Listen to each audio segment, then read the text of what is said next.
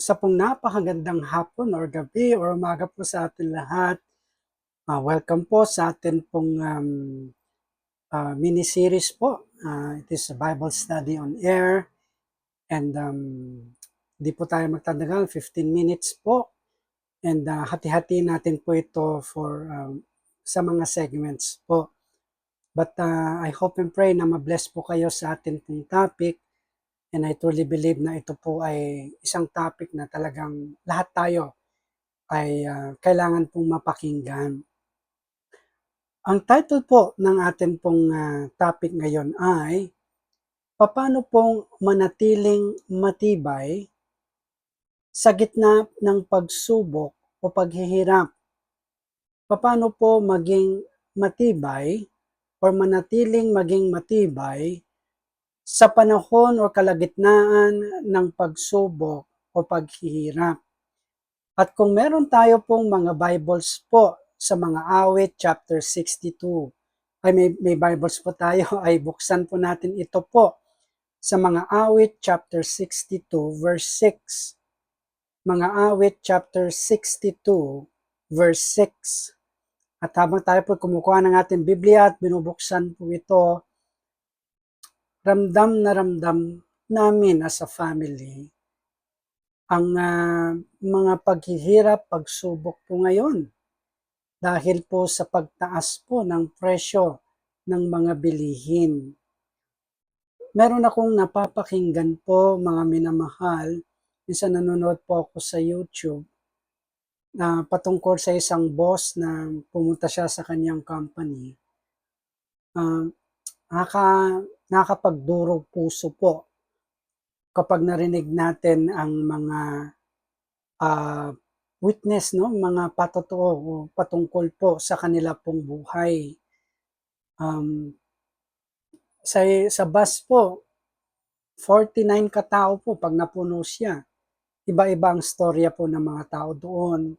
Pag naglalakad tayo sa palengke po, ang dami mong mamimit, di po ba? Iba-iba rin po ang kanila pong storya. At habang tayo po ay palapit na ng palapit sa pagdating ng ating Panginoon, ako po ay naniniwala na mas magiging mas challenging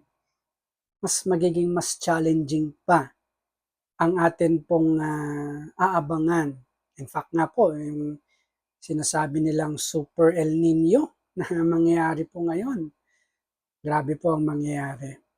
But before we do anything else, tayo po ay manalangin na muna po. Panginoon,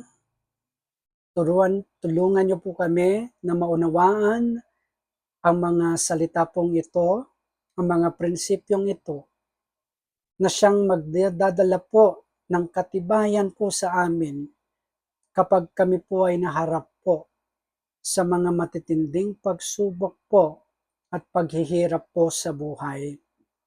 Naway Lord, ito po ay mangusap po sa amin. Maraming salamat po. Sa ngalan ni Jesus, Amen. Mga awit, chapter 62 verse 6, sabi po ng Biblia, siya lamang ang aking malaking bato at aking kaligtasan, ang aking muog, hindi ako mayayanig. Tunay po sa lahat po sa atin nakikinig ngayon, iba-iba po ang atin pong dinadaanan. Para sa amin, ang challenge po ngayon, paano po matawid ang pagtaas po ng presyo po ng mga bilihin. Ang ilan naman po sa atin po ay may mga sakit ang mga mahal po sa buhay. Mga iba naman po sa amin ay may iba't ibang sarit-sari pong problema. At tunay po, mga minamahal, na ang isang Kristiyano po ay hindi po exempted. Hindi po siya exempted sa paghihirap. Tayo po, miski tayo po ay mga Kristiyano, mga anak po ng Diyos, ay tunay po nadadaan po sa paghihirap. So ngayon po, paano po magiging matibay or manatiling matibay ang isang tao sa kalagitnaan po ng matinding pagsubok at paghihirap po sa buhay, at yan po ang atin pong pag-aaralan. Pero bago puntahan po natin iyon, tignan po natin ang paghihirap na pangkaraniwan sa sangkatauhan. Ano po ba ang mga paghihirap na pangkaraniwan po sa sangkatauhan? Ibig sabihin, di lang po ito nangyayari po sa Pilipinas, sa iba't ibang dako, sa Japan, sa Bangladesh, sa India, sa Dubai, sa US. Ito po ay pangkaraniwan po na nararanasan po ng tao. Number one, ang katiyakan ng kamatayan ang siya nagdadala ng kahirapan sa isang tao. And of course, ang kamatayan po ng mahal natin sa buhay. Number two, nagdadala po ng paghihirap or paghihirap na pangkaraniwan po sa sangkatauhan ay sakit. Tunay po na dumadami na po ang sakit. Tunay po na marami pong namamatay. No, sa barangay po namin sa Agub, talaga po, weekly, meron po akong nakikitang tarpaulin. Every time na umuwi po ako diyan, meron po akong nakikitang tarpaulin. So mga sakit po, no? Ito po ay paghihirap na karaniwan po sa sangkatauhan. Hindi po yung sa sakit natin, minsan sakit po ng ating pong mga mahal sa buhay. Mga aksidente po, ang kawalan po ng kalusugan, ang panghihina po ng katawan, at lalong-lalo na po ang kakulangan ng medical attention. At yun po, no? Dito po sa mga third world countries, tulad po natin, wala ka talagang pera, talagang hindi natin makukuha ang quality medical attention na kakailanganin po ng isang tao. So yan po, isa sa mga pangkaraniwan pong paghihirap na dinadanas po ng mga tao sa iba't ibang dako po ng mundo. Ang isa pong nagdadalang na kahirapan po ay yung katiyakan na may makakain. May katiyakan na may maiinom po ang pamilya. Yung damit, may katiyakan na may bahay po na magsisilong po sa atin, at katiyakan na maaari po natin bayaran ang lahat ng obligasyon. Number 4, ang paghihirap po na karaniwan po sa mga tao po ay financial na kakulangan. Number 5, divorce, o kaya naipasok tayo sa isa pong maling relasyon.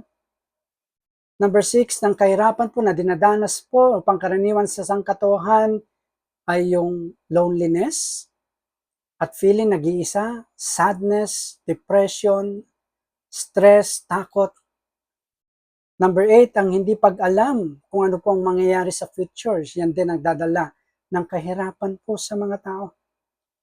Number 9, ang kakulangan sa pagkakakitaan, lalo-lalo na po ngayon. Tumaas na po ang lahat pero hindi na po tumaas ang sweldo. Yung kawalan po ng employment o trabaho. Yung pagkakaroon ng utang. Number 10, pangkaraniwan pong paghirap na pangkaraniwan po sa masangkatauhan po ay ang gera, karahasan at krimen. Nandiyan din po mga natural disasters tulad po ng mga bagyo, lindol, pagputok ng bulkan at drought. Di po ba? Sa pagbangon po natin sa bagyo, kahirapan po. Diyan po sa Biskaya, yung malakas po na bagyo last year. It took sa mga ibang lugar, buwan bago po sila nagkaroon ng kuryente.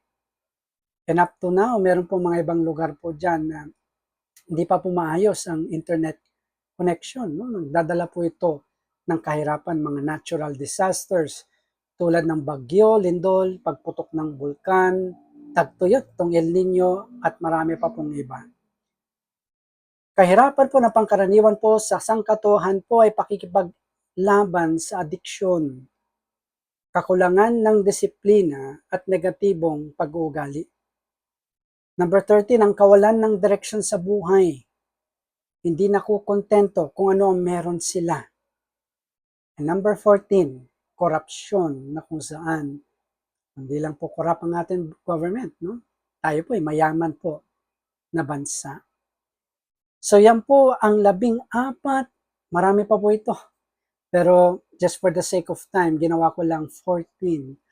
Pero ito po ay 14 po na paghihirap na pangkaraniwan po sa sangkatauhan mula sa pinaka-progresibong city tulad ng New York o Tokyo hanggang sa pinakaliblib. Ito pong nararanasan po ng paghihirap ng sangkatauhan. Ngayon, titignan po natin si David sa panahon ng kanyang paghihirap at pagsubok.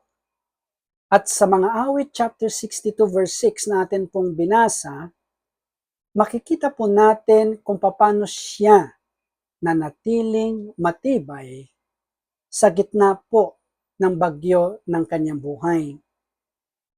Si David po ay hinahunting po siya para patayin kasi gusto po nilang kunin ang trono. Pati ang kanyang anak po ay nagtraidor po sa kanya. Marami po ang nagtraidor po sa kanya at kukunti na lang loyal po sa kanya. Sa point na ito po ay naranasan na niyang pinakamababa na punto ng kanya pong buhay. Kaya, mga minamahal, nanatili po siyang matibay sa gitna ng matinding pagsubok ng kanyang buhay. Kaya ang tanong po, paano tayo mananatiling matibay sa gitna po ng pagsubok, sa gitna po ng kahirapan, sa gitna po ng bagyo ng buhay? Bago natin puntahan po yan, balikan po natin ang mga awit chapter 62 verse 6. At sabi po niya, siya lamang ang aking malaking bato at ang aking kaligtasan. Ang aking muog, hindi ako mayayanig. Dito po, picture nyo po, no? Nagtatago po si David dito. Trinaydor siya ng kanyang anak na gustong kunin ang kanyang trono. Gusto siyang patayin para at least kung sino man ang pwede nang maagaw niya ang trono po kay Haring David. Nagtatakbo po siya dito at meron lamang siyang mga konting loyal na mga followers na kasama po niya. Ito po yung ito po yung sitwasyon ni David habang sinusulat niya ang mga awit chapter 62 verse 6. Sabi niya, siya lamang ang aking malaking bato at ang aking kaligtasan, ang aking muwog, hindi ako mayayanig. Sino po yung siya? Take note, capital letter, ibig sabihin, ang Diyos. Ang salitang malaking bato ay nangangahulugang dalawa pong bagay. Una, ang salitang malaking bato ay nangangahulugan pundasyon. Pundasyon. Isang katawan o lupa kung saan ang isang bagay ay itatayo o nababalutan. No? Kailangan matibay po yung pundasyon mo bago mo ilagay, no? Itayo ang iyong bahay. Lalo-lalo kung talagang high-rise building, talaga dapat matibay po ang pundasyon at yun po ang ibig sabihin po nito. Isang katawan o lupa kung saan ang isang bagay ay itinatayo o nababalutan. Isang batayan kung saan ang isang bagay po ay nakatayo o sinusuportahan. Number 2, ang salitang malaking bato ay hindi lang po nangangahulugan, ito po ay isang pundasyon. Ito po ay nangangahulugan, suporta. Suporta. Upang itaguyod ang mga interes o dahilan ng lalo na sa pamamagitan ng aksyon o tulong. So, suporta na inaano po natin dito ay tulong. Aksyon, tulong. Tulong na ibinibigay sa nangangailangan po ng tulong. Kaya sa ibang salita, nung sinabi po ni David na, "O Diyos, kayo ang aking malaking bato." Ibig sabihin, ang Diyos ay ang kanyang pundasyon na kinatatayuan niya po. At hindi po siya kailanman babagsak kapag may bagyo ang dumaan sa atin pong buhay.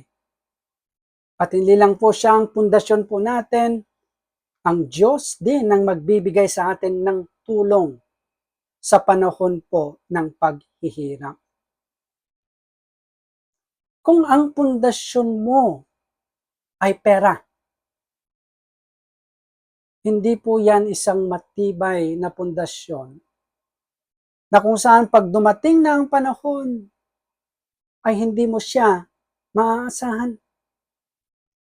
Let's say ang pundasyon mo ay pera, meron kang 2 million po sa bangko, at yan, nagtitiwala ka dyan, yan ang pundasyon mo, kaya nananatili kang matibay. And for example po, may nagkasakit. At ito po ay panghabang buhay po, nagamutan at kagastos po ng at least mga 5 million. 2 million lang ang nasa bangko mo po. Yan yung mga sitwasyon na kung ang pundasyon po natin ay pera, yan yung mga instances o sitwasyon na tayo po ay babagsak. Kapag ang pundasyon po natin, mga minamahal, ay ibang tao. Kaya naman si Pinsan naman, mayaman naman yan. May problema tayo, bakit? Walang problema yan, pwede natin lapitan. Dumating po yung problema. At nung dumating ang problema, naku, si Pinsan na bankrupt.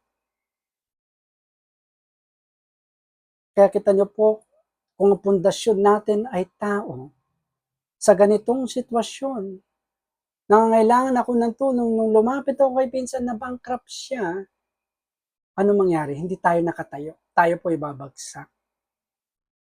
Kaya ang Diyos ay nararapat ang ating malaking bato.